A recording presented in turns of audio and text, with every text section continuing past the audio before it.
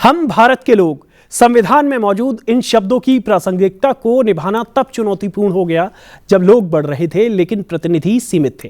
पहले आम चुनाव के अनुभव ने यह स्पष्ट कर दिया था कि संविधान में जनप्रतिनिधियों से जुड़े प्रावधानों को तुरंत स्पष्ट और मजबूत करने की जरूरत है। संविधान का दूसरा संशोधन केवल अंकों का खेल नहीं था, बल्कि ये हर भारतीय की आवाज को संसद में जगह देने की एक कानूनी कोशिश थी। नमस्कार, स्वागत है आपका हमारी विशेष श्रृंखला संविधान और संशोधन की दूसरी कड़ी में। आज के इस पैनल डिस्कशन में हम दूसरे संविधान संशोधन, जनसंख्या और प्रतिनिधित्व के इसी त्रिकोण को समझने की कोशिश करेंगे। आज हम यहाँ न केवल संवैधानिक संशोधन पर चर्चा करेंगे, बल्कि ये देखने की भी कोशिश करेंगे कि 1952 से शुरू हुआ ये परिसीमन हमें आगे कहां तक ले जाएगा। चर्चा में हमारे साथ दो खास मेहमान हैं। हमारे साथ लेखक डॉक्टर रविकांत मिश्रा हैं। सर, स्वागत है आपका, जिनकी हाल ही में प्रकाशित पुस्तक demography representation delimitation the north south divide in India किताब में बड़ी गहराई से इस विषय का जिक्र किया गया है। साथ ही मेरे साथ मौजूद हैं विधि मामलों के विशेषज्ञ प्रोफेसर राजीव मल्होत्रा जी भी। सर, स्वागत है। चर्चा शुरू करने से पहले ये समझ लेते हैं कि विधेयक का मकसद क्या था। दरअसल विधेयक का मकसद था अनुच्छेद 81 में संशोधन करना। 11 नवंबर 1952 को सदन में ये विधेयक पेश किया गया। विचार के लिए ये विधेयक प्रवर समिति को भेजा गया। प्रवर समिति ने 18 नवंबर को 1952 को प्रतिवेदन के साथ ये विधेयक पेश किया। प्रतिवेदित स्वरूप में विधेयक पर 9, 10 और 15 दिसंबर को विचार किया गया। 15 दिसंबर को विधेयक लोकसभा से पारित हुआ। राज्यसभा ने यह विधेयक 19 दिसंबर को पारित किया। सबसे पहले राजीव जी, मैं आपसे ही समझना चाहूँगा कि पहले आम चुनाव के तुरंत बाद ऐसी क्या स्थिति आई कि हम लोगों को अपने संविधान में दूसरा संशोधन करना पड़ा? उसकी मेन कारण ये है कि जो हमारा पहला चुनाव हुआ 1952 में ही जो संपन्न हुआ, उसके लिए जो हमने कॉन्स्टिट्यूएंसीज बनाई थी, उसका जो पॉपुलेशन आधार था एक एस्टीमेट के ऊपर था जी। और जब तक ये आधार के बेसिस पे कॉन्स्टिट्यूएंसीज बनाई गई, उसके बाद जनसंख्या गिनी गई, सेंसस हुआ 51 का, और पता लगा कि जितनी भी उनकी प्रोजेक्शन थी हर स्टेट, हर ज़िले, हर प्रोविंसेस के लिए, वो काफ़ी कम थी जी। तो ये स्वाभाविक था कि उनको उस पे फिर से जाना था और उसकी जो कमियां थी उसको ठीक करना था जी। तो जब हमारे कॉन्स्टिट्यूशन तो हमारा पहले बन चुका था और लागू हो चुका था, कॉन्स्टिट्यूशन का जो आर्टिकल था उसमें लिखा गया था ये कि किसी भी कॉन्स्टिट्यूएंसी में 7.5 लाख संख्या पे एक प्रतिनिधि होगा और कम से कम 5 लाख के जी नीचे एक प्रतिनिधि से ज़्यादा नहीं होगा। तो ये हमने उसमें लिखा गया था। और जब ये कॉन्स्टिट्यूएंसीज़ को हमने डिमार्केट किया तो एवरेज कॉन्स्टिट्यूएंसी साइज़ था 7,20,000 जी। तो ये स्वाभाविक था कि जनसंख्या तो बढ़ेगी, तो ये जो ऊपर से हमने 7.5 लाख की एक लिमिट रखी थी उसको हटाना ज़रूरी था जी। तो वो हटाएगी और वो उसके कारण ये संविधान में संशोधन हुआ जी। पर उससे एक चीज़ और होगी कि आगे के लिए ये रास्ता निकल गया कि आपकी लिमिट जो पॉपुलेशन की किसी कॉन्स्टिट्यूएंसी के ऊपर होगी, उसमें कोई ऊपर का ठहराव नहीं रहे जी। उससे जो हमने बाद में एक्सपीरियंस किया, 76 की बात हुई, 2001 की बात हुई, और उससे ये जो लिंक था हमारा डेमोक्रेसी या रिप्रेजेंटेशन, डिलिमिटेशन और डेमोक्रेसी का, वो थोड़ा सा हिल गया एक तरह से। बिल्कुल प्रोफेसर साहब, मैं इस पर विस्तार से भी आपसे समझना चाहूँगा, लेकिन सबसे पहले अपने दर्शकों के लिए समझना चाहेंगे डिलिमिटेशन आखिर है क्या। तो डॉक्टर रवि के मिश्रा जी, आप हमारे दर्शकों को समझाइए कि आखिर ये क्या प्रक्रिया है और दुनिया के दूसरे देशों में, हमारे देश में किस तरीके से इस पर काम होता है। डिलिमिटेशन के दो मुख्य पहलू हैं जी। एक तो पहलू वो है जो जिसको हम कह सकते हैं कि किसी भी राज्य के अंदर लोकसभा या असेंबली की जो सीट्स होती हैं उनकी बाउंड्री क्या होनी चाहिए, मतलब जियोग्राफिकल बाउंड्री क्या होनी चाहिए जी। एक तो वो उसका महत्वपूर्ण पहलू है, और दूसरा जो ज़्यादा महत्वपूर्ण पहलू है डिलिमिटेशन का, और जिस पर मेरी अपनी किताब का फोकस है जी। वो है कि जो संवैधानिक आधार है देश में रिप्रेजेंटेशन का, वो जनसंख्या का आधार है। आर्टिकल 80, आर्टिकल 81 में स्पष्ट रूप से यह व्यवस्था की गई है कि छोटे राज्यों को छोड़कर जिनकी जनसंख्या 60 लाख से कम है, बाकी राज्यों में आर्टिकल 81 लोकसभा के बारे में बात करता है, जनसंख्या और लोकसभा की सीट्स का जो रेशियो होगा वो यथासंभव हर राज्य में बराबर होगा जी। मतलब स्पष्ट है कि 1 पर्सन 1 वोट और 1 वैल्यू के आधार पर लोकसभा और राज्यसभा में जो मैंने अपवाद पहले मेंशन किया उसको छोड़कर रिप्रेजेंटेशन दिया जाएगा जी। तो जहाँ तक इस state wise allocation of seats की बात है, अभी जो देश में बात चल रही है और जो पिछले 50 वर्षों में, जैसा प्रोफेसर राजीव मल्होत्रा ने जिक्र किया कि 1976 में उस पर एक प्रकार की फ्रीज लगाई गई और बाद में उसको 25 वर्षों के लिए एक्सटेंड किया गया। तो ये जो डिबेट है ये इस पर आधारित है जी। संवैधानिक व्यवस्था ये थी कि हर दशकीय जनगणना के बाद डिलिमिटेशन दोबारा से किया जाएगा जी। और स्वाभाविक है कि उसमें दोनों प्रकार के डिलिमिटेशन जिनका मैंने जिक्र किया करने की आवश्यकता थी जी। एक तो वो कि स्टेट्स को उनकी जो लेटेस्ट जनसंख्या है उसके आधार पर सीट्स एलोकेट की जाएं, और दूसरा कि स्टेट के अंदर हर जनगणना के बाद उसकी बाउंड्रीज़ क्या हों हर कॉन्स्टिट्यूएंसी की, उनको निर्धारित किया जाए जी। आपको स्मरण होगा कि 2001 में जब डिलिमिटेशन के फ्रीज को एक्सटेंड किया गया था जी। उसके बाद एक डिलिमिटेशन कमीशन बनाया गया था जी। तो उस डिलिमिटेशन कमीशन ने केवल बाउंड्रीज़ को एडजस्ट करने का काम किया था, लेकिन देश में लोकसभा की जो टोटल नंबर ऑफ सीट्स हैं उनमें कोई परिवर्तन नहीं हुआ था और न तो किसी राज्य की सीट्स में परिवर्तन हुआ था जी। प्रोफेसर साहब समझना चाहूँगा क्योंकि जैसा कि बताया कि लोकसभा की सीट फ्रीज़ की गई थी, कहीं ना कहीं अगर एक इलाके में जनसंख्या जब ज़्यादा हो जाती है तो ऐसे में एमपी लेड की स्कीम के अलावा भी जो सांसद एक तरह से फाइनेंशियली भी और उनकी आवाज़ उठाने की जब तक बात करें हम, तो क्या वो कहीं ना कहीं लोकतंत्र में हम कहें उस व्यक्ति की आवाज़ नहीं पहुंच पाती जब ओवर रिप्रेजेंटेशन हो जाता है? देखिए, कंसेप्चुअली कहूँ तो जो आप कह रहे हैं वो बिल्कुल ठीक फरमा रहे हैं। एक तो पहले ये बता दूं कि एमपी लैंड स्कीम जो है वो 90 के दशक में 90 के बाद आई जी। बट जो आपने सवाल उठाया वो सही है। मान लीजिए मैं एक मेंबर पार्लियामेंट हूँ जी, और मैं और ये रवि जी केरला के मेंबर पार्लियामेंट हैं। अगर हमारी हम दोनों को अपनी कॉन्स्टिट्यूएंसी में काम करना है और जो हमें जिसके लिए हमें समर्थ बनाया जाता है, हमें फंड्स मिलते हैं और सपोर्ट मिलता है, वो दोनों कॉन्स्टिट्यूएंसी का बराबर होगा।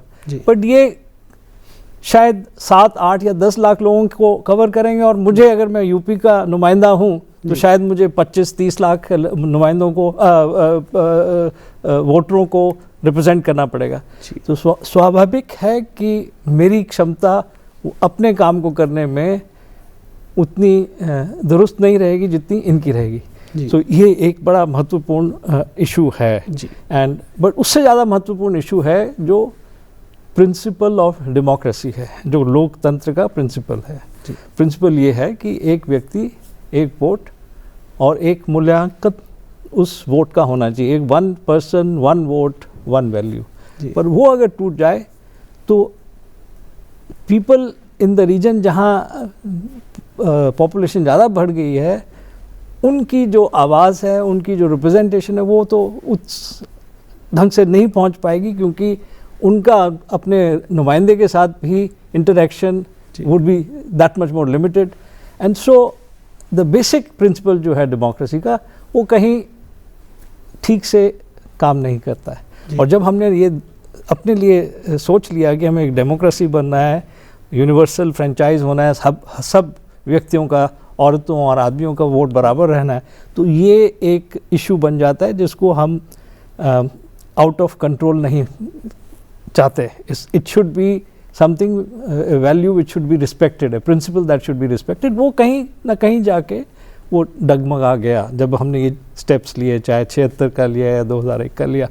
डॉक्टर रवि, जैसा कि सर ने भी कहा कि जो पॉपुलेशन एक बड़ी समस्या है, जहां आपकी किताब से ही अगर जिक्र करूं तो आप जब यूएस, यूके, जर्मनी की बात करें तो 2 लाख से कम है एक एमपी का रिप्रेजेंटेशन, और हमसे जो पीछे है यूएस, वो करीब 7.25 लाख रिप्रेजेंटेशन है, उससे 3 गुना ज़्यादा हमारे यहाँ रिप्रेजेंटेशन है। तो कहीं ना कहीं ऐसे में ये लोकतंत्र के सामने चुनौती भी है।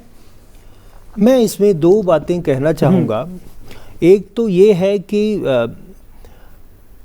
आपने कहा कि यूनाइटेड स्टेट्स में 7 या 8 लाख आबादी है जी। हाउस ऑफ रिप्रेजेंटेटिव्स के एक मेंबर के रिप्रेजेंटेशन की उचित है, सही कहा आपने। हमारे यहाँ वो संख्या बहुत ज़्यादा है जी। ये भी एक प्रश्न है, विचारणीय है, और इसमें जो भी संभव हो वो किया जाना चाहिए जी। लेकिन मैंने अपनी पुस्तक में ये दिखाया है जी। कि इस विषय में हमारी कुछ सीमाएं हैं, क्योंकि हमारी जनसंख्या यूनाइटेड स्टेट्स की जनसंख्या से 4 गुनी अधिक है जी।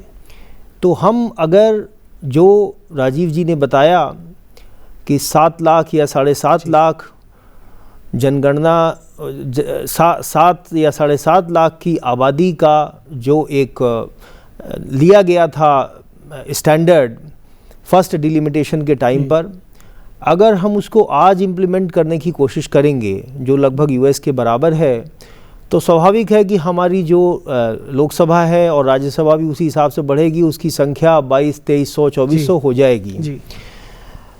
तो वो शायद एक व्यावहारिक दृष्टिकोण से उतना हमारी व्यवस्था को उचित न लगे। लेकिन जो दूसरा एस्पेक्ट है वो ये है कि 1 पर्सन 1 वोट 1 वैल्यू के आधार पर जो रिप्रेजेंटेशन होना चाहिए देश के विभिन्न राज्यों का, उस पर क्या किया जाना चाहिए। जो सवाल केवल एमपी लैड से जुड़ा नहीं है, जैसा प्रोफेसर मल्होत्रा ने कहा, ये जो दूसरी भी सुविधाएं सांसदों को दी जाती हैं उनसे भी जुड़ा है, लेकिन उन सब के आगे जाकर ये प्रश्न जुड़ा है लोकतंत्र की मूलभूत व्यवस्था से, कि जैसा आपने कहा कि लोकतंत्र की व्यवस्था का आधार ही यही है 1 पर्सन 1 वोट 1 वैल्यू, और संविधान ने उसको एनश्राइन किया है। उसमें अपवाद क्या होना चाहिए वो भी संविधान में दिया हुआ है जी। तो अमेंडमेंट के माध्यम से उसको एक सीमित समय के लिए हमने फ्रीज़ किया था जी। अब वो फ्रीज एक्सपायर होने जा रहा है, तो आगे क्या होना चाहिए ये एक विचारणीय प्रश्न है। ये मैं स्पष्ट कर दूं जी कि अगर जो पहले के 3 परिसीमन हुए थे 1952 से लेकर, अगर उनके पैटर्न को हम कोई एग्जाम्पल माने, उदाहरण माने या प्रेसिडेंट माने, तो ये स्पष्ट है कि अगर जनसंख्या के आधार पर परिसीमन होगा 2027-28 में, जब भी ये जनगणना होने के बाद, तो स्वाभाविक ये है कि पार्लियामेंट में सीटों को बढ़ाने के साथ वो परिसीमन होगा जी। तो एक हद तक आपने जो बात कही उस पर भी कुछ न कुछ सुधार होगा। मतलब ये है कि अगर अभी पूरे देश में लगभग 26 से 27 लाख ऑन एन एवरेज अगर हम पूरे देश की पॉपुलेशन को एक साथ ले लें तो 26 से 27 लाख हर कॉन्स्टिट्यूएंसी की आबादी है। और अगर ये सीट्स बढ़ाई जाएंगी रीडिस्ट्रीब्यूशन के पॉइंट ऑफ व्यू से, जैसा पहले हुआ था पहले 3 परिसीमनों में जी, तो ये जो 26 या 27 लाख की संख्या है ये डेफिनेटली गिरकर कुछ नीचे आएगी जी। तो उस आधार पर भी रिप्रेजेंटेशन के मामले में सुधार अवश्य होगा। लेकिन मुख्य मुद्दा, जैसा मैंने कहा कि मुख्य मुद्दा तुलनात्मक रिप्रेजेंटेशन का है देश के विभिन्न राज्यों का जी। हाँ, लेकिन डॉक्टर मिश्रा, जैसा कि आपने अभी बात की, मैं समझना चाहूँगा आपसे कि 2026 में, क्योंकि जो संवैधानिक संशोधन किया गया था उसके मुताबिक 2026 में ये ख़त्म हो रहा है परिसीमन, सरकार को कुछ नए कानून लाने होंगे या फिर क्या व्यवस्था, सरकार के पास क्या विकल्प हो सकते हैं? देखिए, संवैधानिक व्यवस्था इस मामले में बिल्कुल स्पष्ट है जी। आर्टिकल 80 राज्यसभा के बारे में है, आर्टिकल 81 लोकसभा के बारे में है, और आर्टिकल 81 में ये स्पष्ट रूप से कहा गया है कि लोकसभा की सीट्स को हर दशकीय जनगणना के बाद जी इस प्रकार से रीडिस्ट्रीब्यूट किया जाएगा कि उस राज्य की जनसंख्या और उसको जितने एमपीज़ एलोकेट किए गए हैं उससे जो भी रेशियो निकलता है वो देश के सारे राज्यों में यथासंभव बराबर हो। ठीक, तो यानी कि जिन राज्यों की जनसंख्या ज़्यादा है दशकीय जनगणना में, उनका रिप्रेजेंटेशन स्वाभाविक है कि ज़्यादा बढ़ेगा, और जिनकी कम है उनका कम बढ़ेगा। जिसकी आबादी बिल्कुल नहीं बढ़ी है उसका घट भी सकता है। और ऐसा हुआ भी दूसरे और तीसरे परिसीमनों में, इस प्रकार के एडजस्टमेंट्स जिनको हम कहेंगे लोकसभा सीट्स में किए भी गए थे। तो अगर उसको आधार माना जाएगा तो स्वाभाविक है कि जनगणना के बाद 2027 के बाद ये परिसीमन जनगणना के आधार पर होने की संभावना हो सकती है। ये तो देश के नेतृत्व को निर्णय लेना है। जहाँ तक संवैधानिक व्यवस्था है उस पर मैं ये एक बात और स्पष्ट कर दूं कि संविधान संशोधन जो 2001 नवंबर में पास हुआ, जिसके माध्यम से 25 वर्ष के लिए हमने डिलिमिटेशन के फ्रीज को बढ़ा दिया था, तो वो नवंबर 2026 में अपने आप एक्सपायर हो जाएगा जब तक कि उसके पहले पार्लियामेंट कोई दूसरा कॉन्स्टिट्यूशन अमेंडमेंट पास न करे। और एक बार अगर वो एक्सपायर हो जाएगा तो जो मूल संवैधानिक प्रक्रिया है, जो सिद्धांत है, वो लागू हो जाएगा। इसका अर्थ ये है कि अगर जनगणना होती है 27 में, तो उसके बाद जो भी डिलिमिटेशन होगा वो डिलिमिटेशन संवैधानिक जो व्यवस्था मैंने बताई उसके आधार पर ही होगा। मतलब 1 पर्सन 1 वोट 1 वैल्यू के आधार पर विभिन्न राज्यों को सीट्स का एलोकेशन किया जाएगा।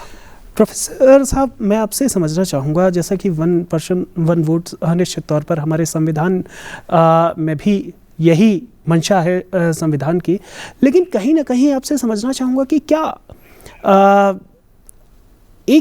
जब हम एक वोट की बात करते हैं, जहाँ ज़्यादा आबादी है, जहाँ कम आबादी है, जिन राज्यों ने अपने जनसंख्या को नियंत्रित किया है और कई वो चाहे स्कीम्स के माध्यम से किया हो, तो ऐसे में कहीं ना कहीं उन राज्यों को दंडित करने जैसा नहीं होगा अगर वहाँ की सीट हम कम करते हैं या फिर हम वहाँ की सीटों को उस अनुपात में वहाँ सीट नहीं हो पाती हैं जितनी अन्य राज्यों में है। बहुत अच्छा सवाल आपने रखा है हमारे पास, और मैं इसका थोड़ा सा आपको एक लार्जर कॉन्टेक्स्ट देना चाहूँगा। सवाल ये उठता है कि 1971 में के सेंसस के बाद 76 में ये क्यों सोचा गया कि हम लोग फ्रीज करें पॉपुलेशन को। उस टाइम दुनिया भर में एक डिबेट चल रही थी कि population is going beyond control, जी। उसका कारण ये भी था कि दूसरे महायुद्ध के बाद, वर्ल्ड वॉर के बाद जी, विश्व स्तरीय व्यवस्था को चलाने की जिम्मेवारी एक तरह से अमेरिका के ऊपर चली गई थी। और अमेरिका उस टाइम फूड एड कर रहा था काफ़ी जगह, और हम भी उस फूड एड के बेनिफिशियरी थे। एक प्रोग्राम था PL480, उसके अंदर हमें फूड एड मिलती थी USA से। बट ये एक बवाल सा उठ गया हुआ था कि दुनिया भर की पॉपुलेशन इतनी तेज़ी से बढ़ रही है, और ख़ासकर थर्ड वर्ल्ड कंट्रीज़ में, तो ये तो दुनिया को सस्टेन कर ये सस्टेन करना दुनिया के लिए असंभव हो जाएगा। तो उस डिबेट के आधार पर पॉलिसी का फोकस हुआ कि पॉपुलेशन कंट्रोल किया जाए। और इंडिया में भी पॉपुलेशन कंट्रोल का चर्चा उस टाइम हुआ। उस टाइम थोड़ा इमरजेंसी भी हुई। इमरजेंसी के बारे में हम सब लोगों को पता है कि उस टाइम भी कुछ पॉपुलेशन कंट्रोल के ऊपर ज़्यादा ध्यान दिया गया। बट कहने का मतलब ये है कि ये सोचा पॉलिसी नीति बनाने वाले लोगों ने कि पॉपुलेशन को कंट्रोल किया जाता है, कंट्रोल किया जा सकता है, और it can be a incentive for some states to get more funding from the central government. तो ये धारणा बनी कि भाई पॉपुलेशन कंट्रोल मेजर शायद साउथ में ठीक से चल रहा है और नॉर्थ में नहीं चल रहा है। मैं ये नहीं कहना चाहता कि उस पॉलिसी की आउटकम वो नहीं होती, पर ज़्यादातर ये जो डिसीजन है कि मैं कितने बच्चे रखूँगा या कितने पैदा करूँगा, ये उन चीज़ों के ऊपर ज़्यादा निर्भर नहीं करती। ये करती है बाकी social determinants of what we define as population control. उसमें अर्बनाइजेशन भी है, पर सबसे बड़ा फैक्टर उसमें है फीमेल लिटरेसी का। इनकी किताब में ही एक बड़ी अच्छी चर्चा की गई है, और उसमें दिखाया गया है कि जैसे ही फीमेल लिटरेसी रेट 25% हुआ, तो देखा गया नॉर्थ, साउथ, ईस्ट, वेस्ट सब जगह में कि फर्टिलिटी रेट डिक्लाइन होना शुरू हो गया। बिल्कुल। जैसे ही फर्टिलिटी रेट डिक्लाइन होना शुरू होता है, 1-2 साल या 5-4 साल के अंतराल के बाद पॉपुलेशन ग्रोथ भी गिरना शुरू हो जाता है। कहने का मतलब है कि अगर पॉपुलेशन ग्रोथ गिरी साउथ की, उसके कारण पॉपुलेशन कंट्रोल पॉलिसीज़ का ही सिर्फ अमल नहीं था, नहीं है, उनकी पूरी सोशल एंड इकोनॉमिक डेवलपमेंट। और एक चीज़ और मैं कहूँगा कि ये जो डेमोग्राफिक ट्रांजिशन होती है, एक खासियत इनकी किताब की ये है, इन्होंने इसको पूरे 125 साल के पीरियड में देखा है, 1871 से लेके 2011 तक का। So he has seen it in a longer perspective. Every region has grown at some point or the other. The reality is South शुरुआत में ही ग्रो कर गया, और नॉर्थ की जो ग्रोथ हुई वो 71 के बाद ज़्यादा हुई। तो ये संभावित था कि पॉपुलेशन ग्रोथ की दरें अलग रहेंगी, पर वो दरें ये सोचना कि पॉपुलेशन कंट्रोल मेजर्स से ही हो रही थी, वो एक गलत धारणा है। मेरे अनुसार ये गलत धारणा थी। उसके फैक्टर्स जैसे मैंने बताया, female literacy, urbanization, work opportunities outside the farming sector, all those contributed. So हमें ये जो समस्या अपने लिए हमने क्रिएट कर ली फ्रीज करके, इसको इस लार्जर कॉन्टेक्स्ट पे देखना चाहिए। और आज के दिन में हम क्या कह रहे हैं जी, population is not a bane, it is a boon, because there is a scope that we can get demographic dividend. आज के दिन में हम क्या कहते हैं कि भारत सबसे यंग देश है जी, और यंग का मतलब है कि हमारे जो वर्किंग एज पॉपुलेशन है वो ज़्यादा है जी। इससे हमें फ़ायदा हो सकता है अगर हम उन लोगों को नौकरियां दे सकें, उन लोगों को कमाने की लाइवलीहुड अपॉर्चुनिटी दे सकें।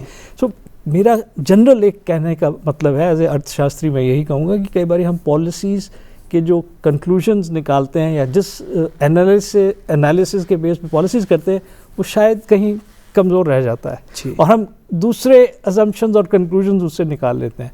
और मेरे हिसाब से ये जो डेमोग्राफी की इशू है, ये डिलिमिटेशन डेमोग्राफी एंड रिप्रेजेंटेशन का जो इशू है, ये भी एक ऐसा मुद्दा है जो इस इशू से का शिकार है। बिल्कुल।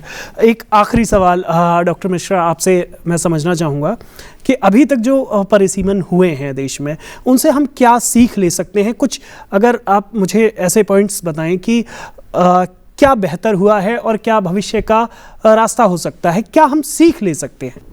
अब हम किसी भी राज्य की जब भी नया परिसीमन हो, जैसा भी सरकार द्वारा और हमारी व्यवस्था द्वारा निर्णय लिया जाए। जब भी अगला परिसीमन होगा, स्वाभाविक है कि शायद किसी भी राज्य की सीटें घटाना ये एक एडवाइजेबल बात नहीं होगी, बिल्कुल जैसा पहले हुआ था। तो शायद ये एक परिवर्तन होगा।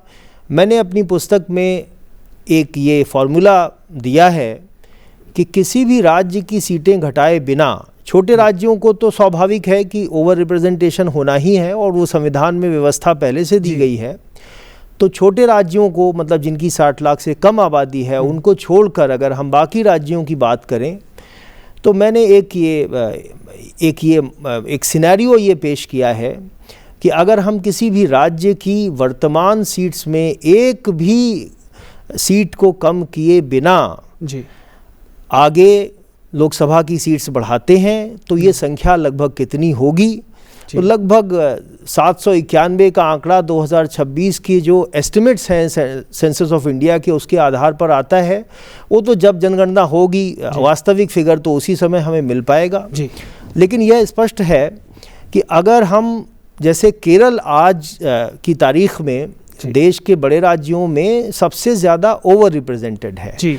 कि केरल में जो 20 सीट्स हैं लोकसभा की, अगर उनको 543 सीटों का रीडिस्ट्रीब्यूशन कर दिया जाए तो केरल की जो 2026 के पॉपुलेशन के आंकड़े हैं, एस्टिमेट्स हैं, तो 14 या 13 सीट्स केवल केरल की बचती हैं। तो स्वाभाविक है कि ये एक बहुत ही विवादास्पद चीज़ हो जाएगी। तो मैंने एक बात ये सजेस्ट की है केवल, क्योंकि एक इतिहास के विद्यार्थी, शोधार्थी के रूप में, और मेरा काम तो केवल इतना ही हो सकता था कि मैं इस पर रिसर्च करके जो तथ्य हैं वो देश के सामने रखूं, और बाकी जो निर्णय लेने वाले लोग हैं, देश का नेतृत्व है, वो जो करना चाहेगा करेगा। तो मैंने ये कहा है कि अगर केरल की सीट्स को हम 20 का 20 ही रखें, लेकिन उसके साथ साथ जो अगली जनगणना होगी उसके आधार पर अगर सीट्स का रिडिस्ट्रीब्यूशन करें तो टोटल सीट्स कितनी होंगी, तो वो फिगर मेरे हिसाब से 791 आया है। वास्तविकता में वो थोड़ा उससे इधर उधर होगा। तो ये भी एक परिवर्तन हम मान सकते हैं पुराने परिसीमनों की तुलना में। जी, शुक्रिया आप दोनों मेहमानों का बहुत बहुत हमारे साथ चर्चा में जोड़ने के लिए। आप हमारा ये कार्यक्रम संसद टीवी के YouTube चैनल पर भी देख सकते हैं। मुझे दीजिए इजाज़त, आप देखते रहिए संसद टीवी।